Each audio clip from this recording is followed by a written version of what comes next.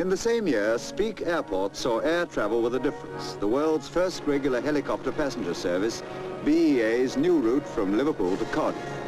With 3 passengers, baggage and some cargo, the service took 1 hour and 40 minutes.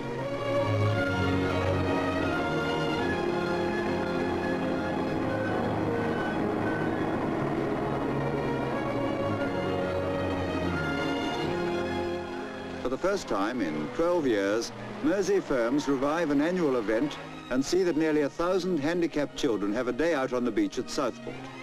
This is a day when a child may laugh and forget for a time that he or she is different from other children.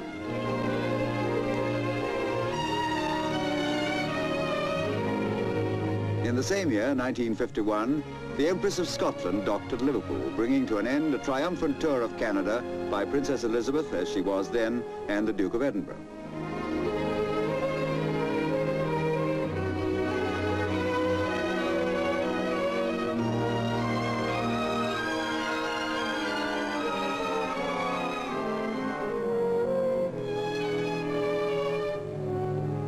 From the town hall, the royal couple goes straight to the cathedral, where the princess is presented with a bouquet of the red roses of Lancaster.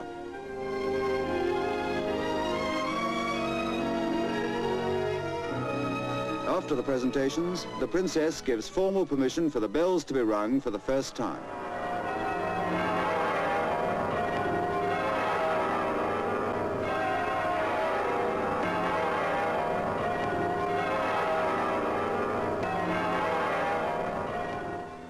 Another achievement of which the people of Liverpool can be proud is the Otterspool Promenade on the River Mersey, finally opened to the public in 1950. Over a period of more than 20 years, millions of tons of refuse was dumped, allowed to settle into a solid mass and then covered with soil. Today it gives pleasure to those who had hitherto been unable to enjoy a frontage on their own river.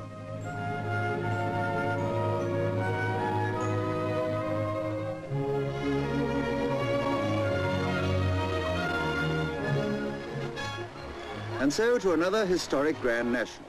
For as we said before, although each race has had an intriguing story of its own to tell, some years have stood out in our memories for some reason, happy or tragic.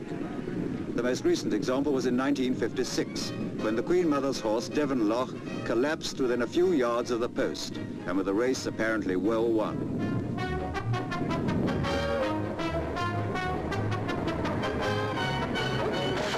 Nothing remarkable happened for the first part of the race.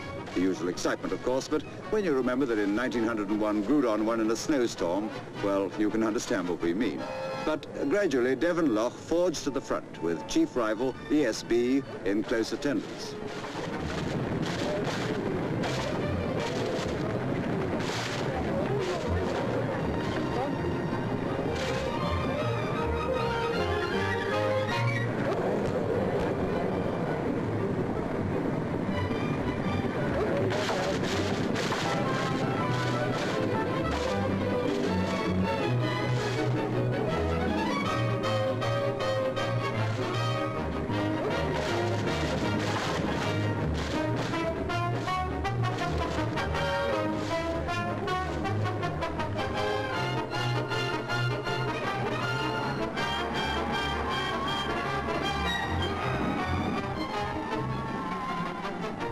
At the last jump, it was ESB and Devon Loch, but the Queen Mother's horse cleared it in better style and increased his lead as they entered the straight.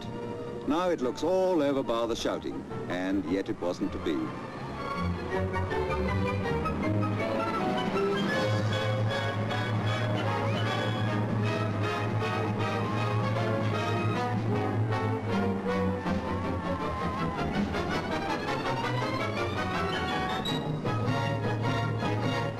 The winner, of course, was ESB. And all the time, the drive for new and better homes goes on. New estates and blocks of flats are raised to bear practical witness to the city's continued policy of clearing old and insanitary property. At Speke, for example, the township is virtually completed as one by one the school and other amenities take their place in the pattern of the finished housing estate.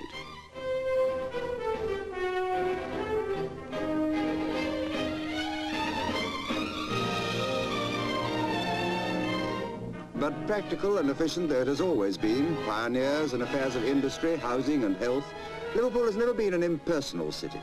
The welfare of its people has always been a prime consideration, and much has been done for the old folk.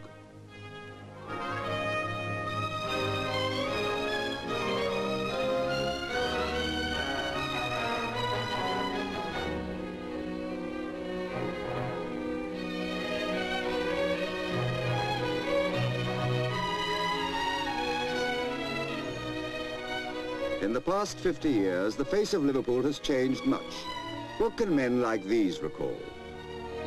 Lord Street, for example, at the turn of the century.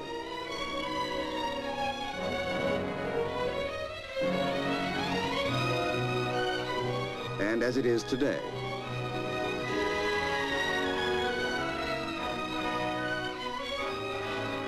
Who else can remember the junction of Rice Lane and Queen's Drive?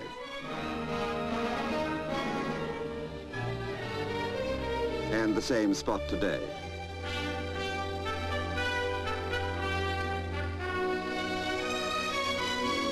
The original Philharmonic Hall, home of the Liverpool Philharmonic Society, the third oldest society of its kind in the world. And as it is today, home of the Royal Liverpool Philharmonic Society. Then there was the Pier Head in the early years of the century. And the new Pier Head.